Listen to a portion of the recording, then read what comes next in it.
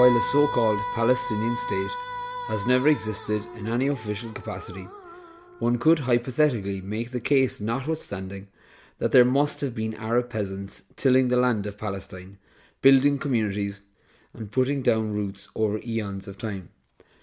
Those who advance this narrative usually depict the Jews in Israel as clever, usurpacious colonialists, taking advantage of poverty-stricken Palestinians, stealing their land, sometimes by force, but more often by covert, clever, casuistic means, which Palestinian peasants are ill-equipped to fight.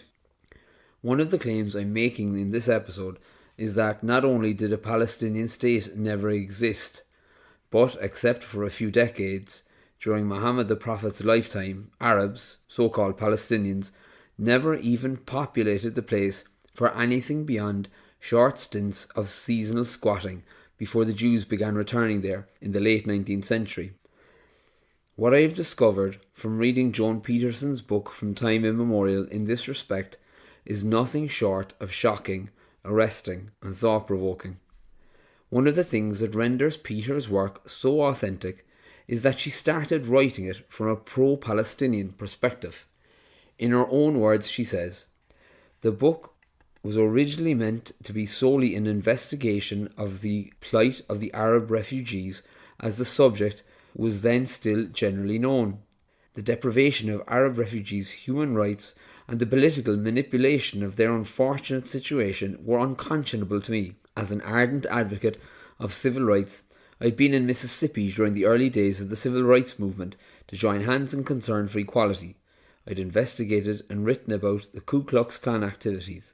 I went to the Middle East during the Yom Kippur War as a freelance writer. When I went to Lebanon after the war had ended, I managed to make contact with the leader of the Palestinian Liberation Organization, PLO. I was led by one of his workers from my hotel through a series of purposeful mazes to disguise the apartment building currently housing the headquarters. The PLO leader gave me an interview in his office. As we were talking, a familiar hum of approaching planes grew louder. They were Israeli jets strafing the area as they did every day, the PLO members said.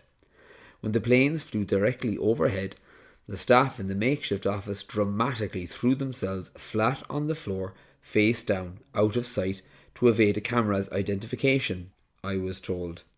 Afterwards, I was taken to tour one of the poorer refugee camps on the outskirts of Beirut, where children were counting out arsenals of Kalashnikovs on the shelves of a small hospital supply warehouse. Here I fully realised the unfairness and the futility of these perpetual refugee camps. These victimised people were still refugees with weapons as the prescribed remedy for their collective wound. Where were their civil rights? Why were Arab refugees, unlike refugees on other continents, not yet rehabilitated but still in camps? From that starting point, I came to learn that the Arabs weren't the only unfortunates who fled their homes at the time of the Arab-Israeli War of Independence. Because I'd assumed that Arab refugees from Israel were the Middle East refugees, I was startled to find out that, around 1948, whole Jewish populations from numerous Arab countries had been forced to flee as refugees to Israel and elsewhere. Though I read through stacks of documents concerning the refugees, looking for official consideration of these other Jewish Middle East refugees, I found little or none. But in the process, some other key beliefs in the popular and my personal understanding of the Arab-Israeli conflict were shaken. For example, while I was examining United Nations data from 1948 onward, a seemingly casual alteration of the definition of what constitutes an Arab refugee from Israel caught my attention. I passed it by at first and only returned to it after investigation of refugee transfers in other parts of the world had led me to note the general definition of refugee eligibility. In other cases, the generally accepted description of eligibility included people who were forced to leave their permanent or habitual homes. In the case of the Arab refugees, however, the definition had been broadened to include as refugees any persons who had been in Palestine for only 2 years before Israel's statehood in 1946. Even after I'd noticed the disparity, that alteration made little impression. In sum, this was only the beginning of Peter's long and probably painful journey to the truth of the Arab-Israeli conflict. What she would go on to unearth reminds me of the scene in the Name of the Father, where Jerry Conlon's advocate unearths a shocking piece of evidence that exposed the bigoted bias of the British judiciary and threw the courtroom into chaos. For those unfamiliar with the real-life case or the film, the pivotal evidence was a witness statement from a one Charles Burke, a homeless man who provided Jerry Conlon with a watertight alibi for the night of the Guildford bombings. During a 1989 case review, solicitor Gareth Pearce discovered that the police had suppressed this statement for 15 years, despite having told the original trial court that Burke could not be located. This revelation was compounded by the discovery of typed drafts of confessions that proved Surrey police had systematically fabricated and edited interview notes to secure a conviction. The suppression of an ally by the prosecution and the active forgery of evidence by the police exposed a profound level of corruption that humiliated the British judiciary, leading the Court of Appeal to immediately quash the conviction as unsafe. There is a scary overlap between the British judiciary's handling of Jerry Conlon and the British authorities' governance of Jews in Mandate Palestine that Peters exposed in her mammoth scholarly work, some of which we'll touch on in this episode. You see, not only is the idea that a distinct Palestinian people with an ancient claim on the land a complete fabrication, but so too, for the most part, is the accusation often levelled at Zionism that Jews from Europe displaced Arabs to form the Jewish state. There were so few Arabs living in Palestine during the days of the Ottoman Empire, for example, that the Sultan and other members of the ruling classes, the Askari, were constantly displacing people within their own smaller principalities, Turks, Kurds and other Arabs, and resettling them into Palestine to cultivate the land and make it profitable. These resettlement initiatives for the most part failed, such that even before the modern Zionist movement began in earnest in the late 19th century, Jews were able to purchase relatively large tracts of empty, uncultivated land. How so, you might ask? Here we come to the truth of the matter, which the Arab propaganda machine has done a most effective job in suppressing and concealing. Why was the land of Western Palestine empty and untilled? To answer the question, we need to understand the Arab mentality and the social order of the Ottoman Empire and how these two intertwined with each other. At the outset of the Zionist movement, there were, and had been for hundreds of years, three classes of Arabs in the Levant. A small minority of Arabs occupied the upper echelons of imperial nobility. These Effendi owned and governed land in the Levant. They were an overhang from the feudal system in the Near East. Then there were the Bedouin, nomadic Arabs, clans and communities of Arabs who moved from place to place across the deserts of the Levant as and according to the availability of seasonal work. And lastly, there were the poor peasant Arabs, the so-called Fellahin. It was this class of Arabs that the so-called Effendi, noble Arab dynasties, exploited. The Effendi demanded extortionate rates for land leases, often forcing Fellahin to borrow money from corrupt Effendi bankers with cripplingly high interest rates.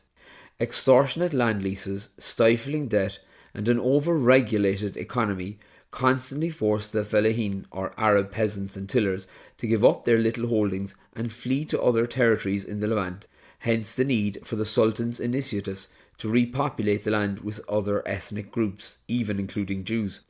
It is also worth remembering at this time that many areas, such as Jerusalem, were well populated with Jews and Christians, but these made their living on other means not directly related to the agriculture of the local area.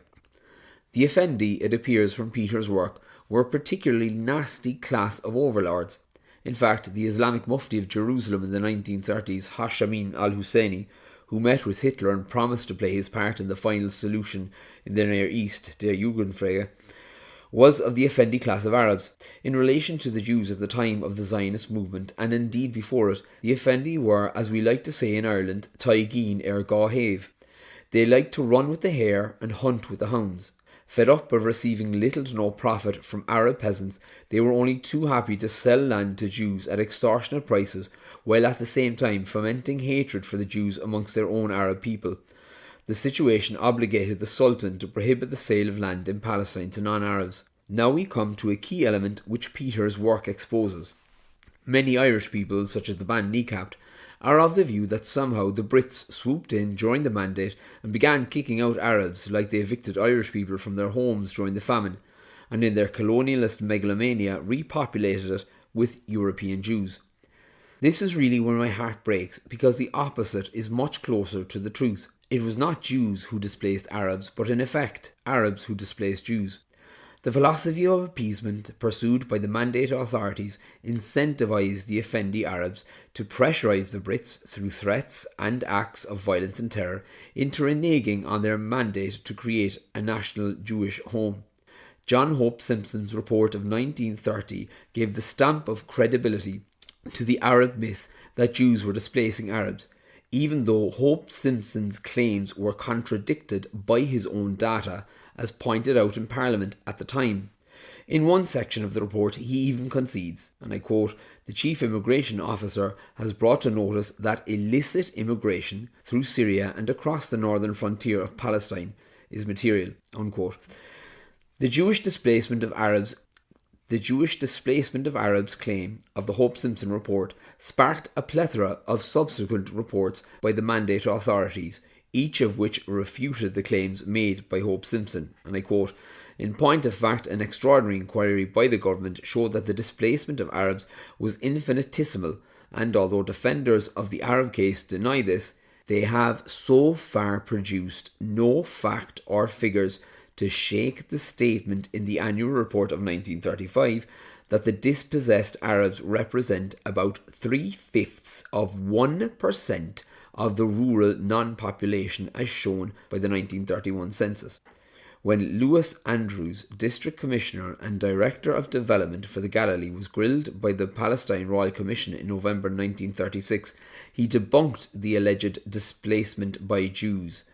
Several Commission members expressed disbelief at the comparatively few complaints and applications by landless and displaced Arabs that Andrews had received, even though new Arab immigrants were doubtless being counted as long inhabitants, since Andrews did not make mention of Arab illegal immigration as a condition.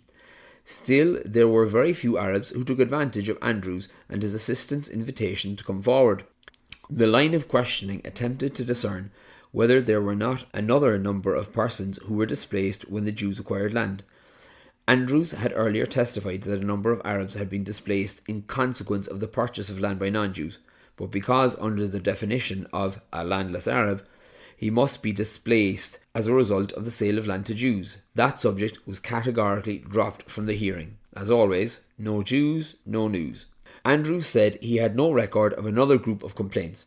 When the question was repeated, Andrews added, somewhat peeved, that, and I quote, "In fact, we had a very good scout record to get people to put in applications, and we were accused at the time of forcing people to put in applications unnecessarily," unquote.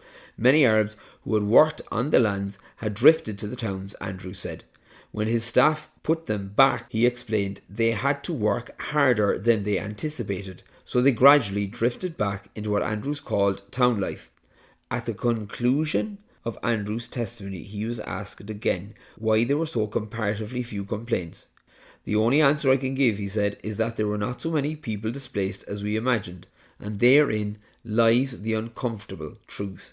The dispossessed, landless Arab, Palestinian, is for all intents and purposes an invention of Arab propaganda."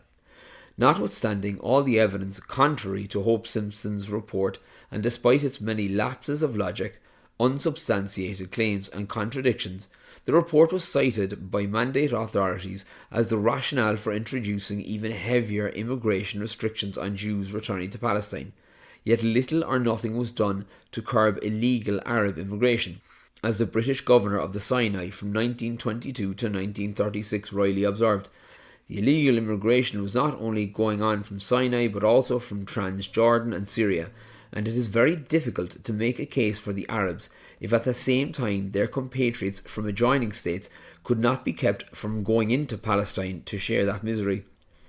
From an Irish perspective, there is also a very strong overlap between how the British government lied to the Michael Collins-led Irish delegation during the peace talks of 1922 in respect of the partition in Northern Ireland, and the way the British government misled the Permanent Mandates Commission of the League of Nations in respect of the Jews in Mandate Palestine.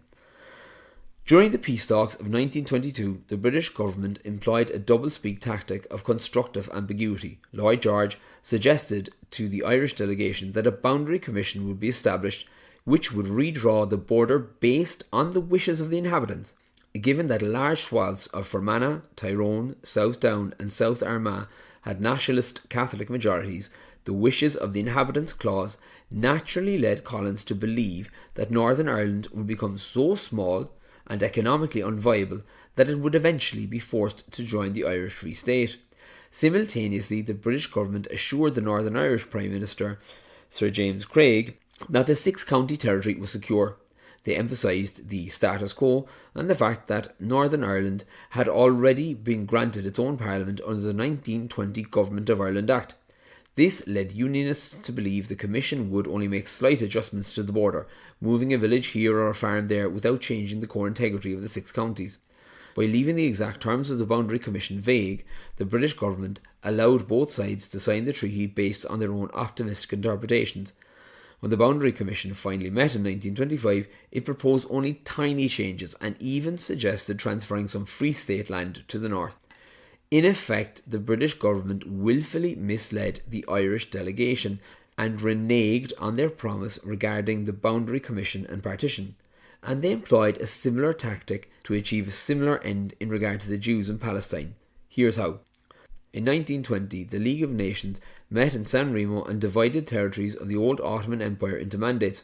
It was agreed that the entirety of Western Palestine and what was then Transjordan would be given to the Jews. A permanent mandate commission was also created later that year to oversee the governance of these mandates. In 1922, the British government, in contravention to the terms of the mandate, proceeded to siphon off the entire area of Transjordan, now Jordan, and established an Arab monarchy there. When people talk of a two-state solution, it is worth noting that this was already a two-state solution. 3/4 of the land promised to the Jews was given to the Palestinians. One would think that such an arrangement was more than fair. But this was only the start of Britain's deplorable treatment of the Jewish people and their systematic employment of constructive ambiguity. Winston Churchill, who was heavily involved in his capacity of colonial secretary in the early days of the British Mandate, remarked in 1939, "So far from being persecuted, the Arabs have crowded into the country and multiplied till their population has increased more than even all the world Jewry could lift up the Jewish population." Clearly, the veteran statesman was shocked at the sudden explosive population increase of Arabs into Palestine. So much for the land being theirs from time immemorial. And he wasn't the only British statesman to admit as much. Malcolm MacDonald, who was no friend of the Jews and argued against the establishment of the Jewish state in the so-called MacDonald White Paper, said in 1935, "The Arabs, Palestinians, cannot say that the Jews are driving them out of their country. If not a single Jew had come to Palestine after 1918, I believe that the Arab population of Western Palestine today, at the time over 1 million, would still have been around the figure at which it had been stable under the Turkish rule." The British approach to the Jewish question in Palestine was to heavily regulate Jewish immigration, even while Jews were fleeing Nazi Europe, while at the same time turning a blind eye to the massive influx of Arabs entering the country illegally or temporarily and staying on indefinitely from neighbouring countries, Libya, Lebanon, Egypt and further afield. For example, according to the minutes of the Permanent Mandates Commission of the League of Nations, La Sirrié had published on August 12, 1934, an interview with Tufek Bey el-Hurani, governor of the Hauran. Governor el-Hurani stated that in the last few months from 30,000 to 36,000 Huranis, i.e. Syrians, had entered Palestine and settled there. The Mandates Commission, which was overseer to all League of Nations mandatory administrations, took special note in its minutes of the fact that the Hauranese were not merely passing through but had indeed settled. Yet no official account of that important wave of Arabs who entered illegally appears in British immigration records. In private and in secret British correspondence files, however, there were innumerable references to Syrians from the Hauran district admitted freely to Palestine, without passport or visa from the beginning of the British Mandate after World War I and consistently into the 1940s. British reports were at times obliged by the prevalence of Syrian countrymen in Palestine to acknowledge the illegal large portion of Arab immigrants from the Hauran. But the data quoted from directly above were not included in any official report until after extensive evidence given in 1937 and consequent pressure had been exerted by the Permanent Mandates Commission. Even then, in that belated acknowledgement, the record number of Hauranese illegally in the country was grossly underestimated. In sum, with regards to impeding Jews returning to their homeland, Britain took up where the Ottomans left off, except they enforced their own rules with greater efficiency. In addition to that, the land of Palestine, no longer under the yoke of extortionate Ottoman rule, provided Arabs from neighbouring countries with more prospects of employment and residency, especially now that Jewish farmers and landowners were often unable to employ other Jews by dint of the heavy regulations blocking Jews from returning to Palestine. There is something of an overlap between the double standard style of governance the British authorities used towards Jews and Arabs, as manifested in their deliberate mismanagement of immigration, and their treatment of Republicans and Unionists in Northern Ireland. And it wasn't only in immigration that Britain employed the standard. Pogroms against the Jews at the hands of the Arabs, which often became violent and even fatal as Arab terrorists from neighbouring Syria and further afield entered Mandate Palestine easily, were often ignored or pithily investigated by the authorities. Indeed, such lack of recourse to justice or protection for the Jews led to the creation of a Jewish militia, the Irgun, of which Menachem Begin was a leading member.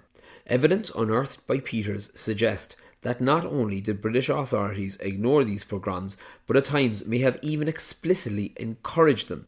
Hash Amin, Hitler's buddy, only 27 in 1920, was already a long-time foe of the Jews following the tradition of his powerful forebears. British officer R. Meinertzhagen reported later that Hash Amin had been informed by British Colonel Waters Taylor 4 days before the Easter pogrom in Jerusalem that he had a great opportunity at Easter to show the world that the Arabs of Palestine would not tolerate Jewish domination in Palestine.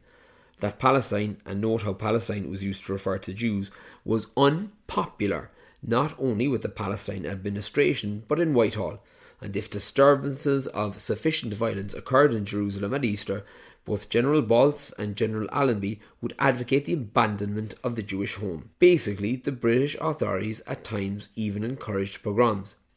Colonel Meinertzhagen, the man who reported the above, was a senior British officer stationed in Palestine in 1920. He was a non-Jew and was charged with being pro-Zionist. Imagine, the British government were handed the mandate in Palestine with the explicit intention of transforming the area into a national home for the Jews, and right from the outset, they not only set about sabotaging the very purpose of the mandate, but punished those who stood in their way for being pro-Zionist. You couldn't make it up. For his part, Colonel Meinertzhagen was sent back to a desk job in London, where he later protested British policy against the Jews. Quote, "Much has been written about injustice to the Arabs.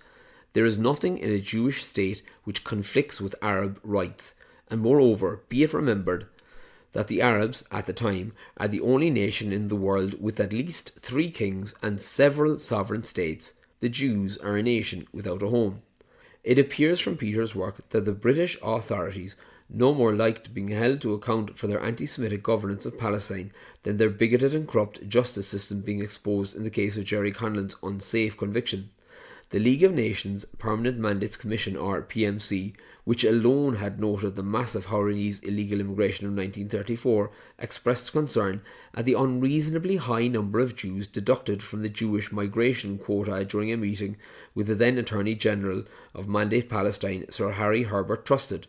Despite Sir Trusted's assurances that illegal immigration was not as big an issue as the Commission feared, the PMC registered their doubts and stated that the matter deserved to be studied. The British authorities, of course, were well aware of the out-of-hand Arab immigration fiasco, and by all accounts were happy to facilitate it. Among the many documents studied by Peters from the archives of the Public Record Office in London's Kew Gardens, she came across the secret handwritten comments of a British official in response to the Mandates Commission reports, which indicate that the government was both well aware of the illicit immigration and resented the challenge to its one-sided selective system of immigration in Western Palestine. Quote, "I think we can ignore the peevish reaction about illicit immigration in May PMC's report.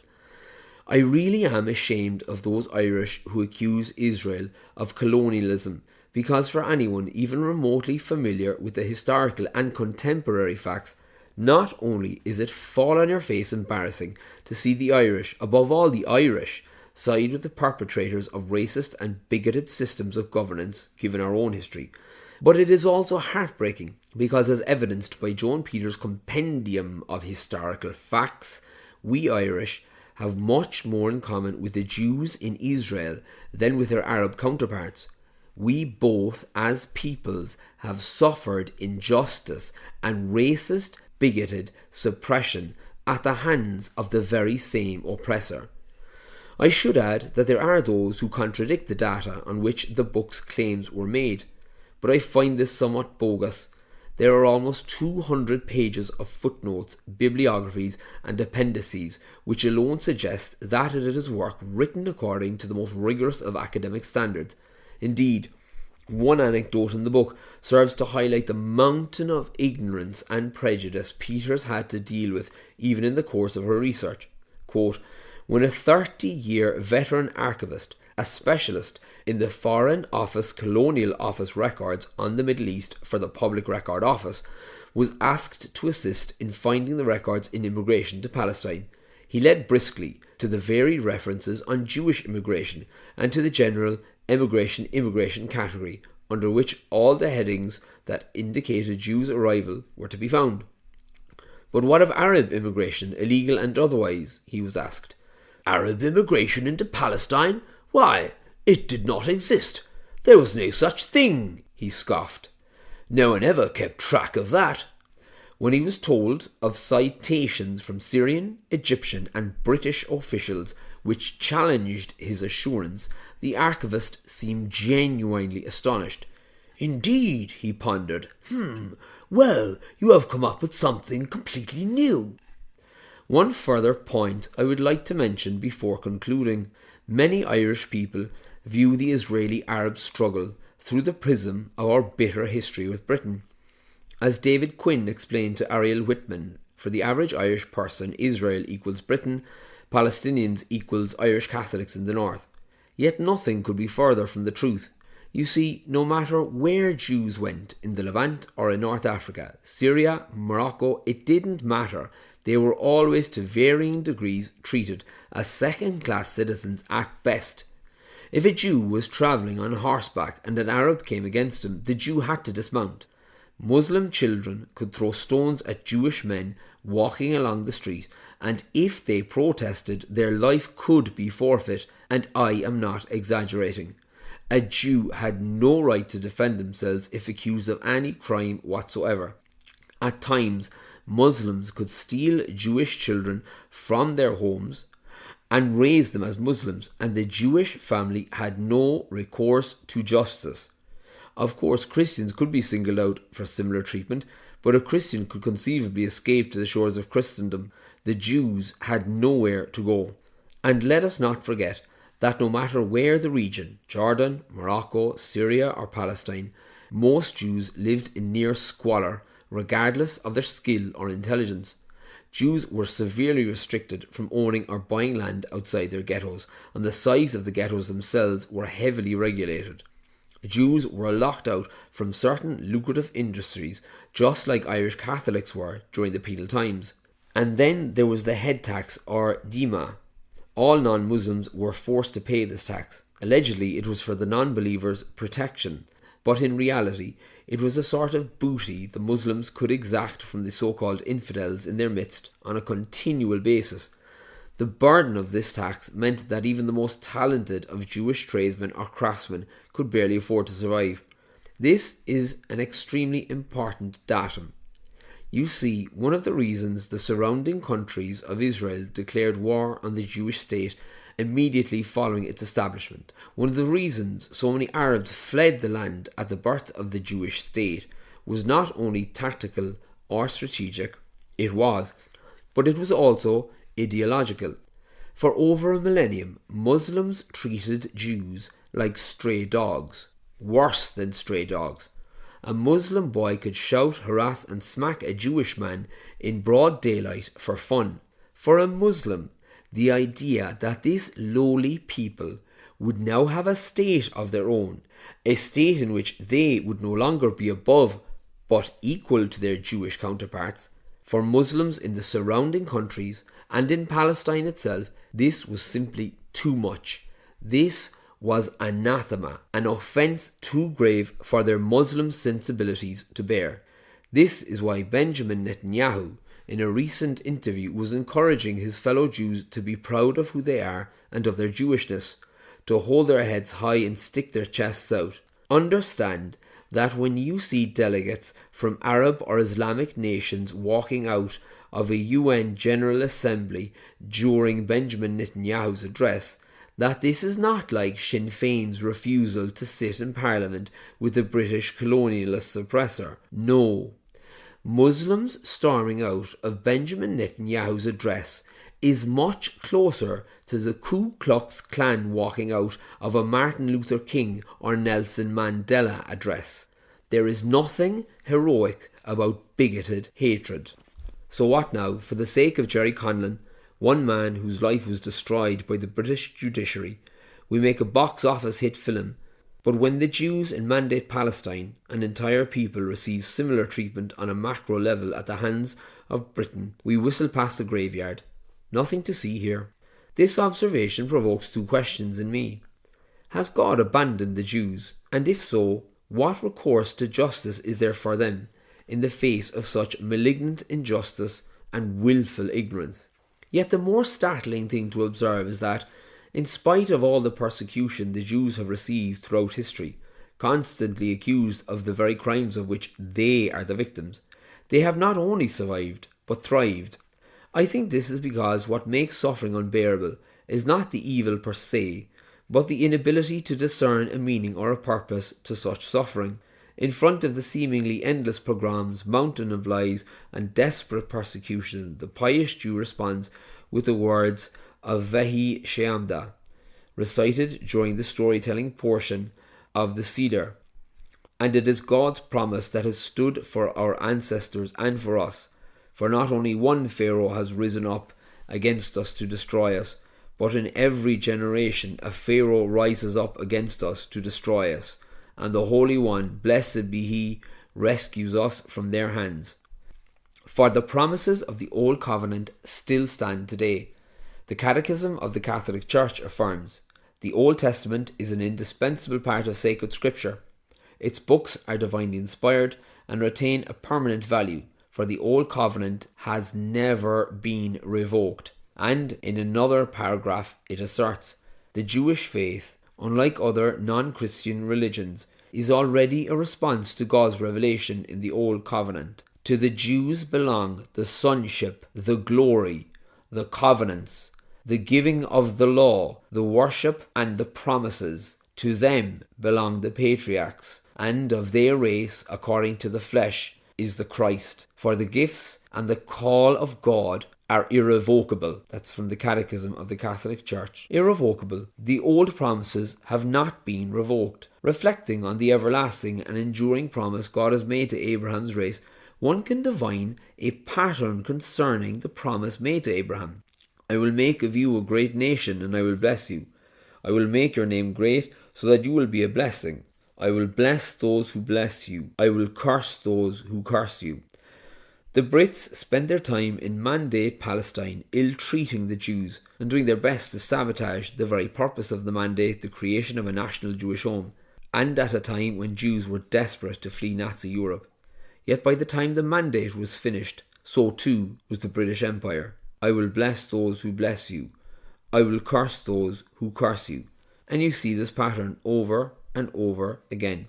Only moments after uttering a quasi-prophetic threat to the State of Israel with the words, "You will not escape the wrath of Allah," Tories MP Saadet Party Kokeli collapsed with a heart attack. The clip is all over YouTube. "I will bless those who bless you. I will curse those who curse you." Donald Trump, during his first term as president, sent his Jewish son-in-law Jared Kushner to help negotiate the Abraham Accords between Israel, the UAE and Bahrain, and then made the bold move of transferring the American embassy from Tel Aviv to Jerusalem, the true capital of Israel.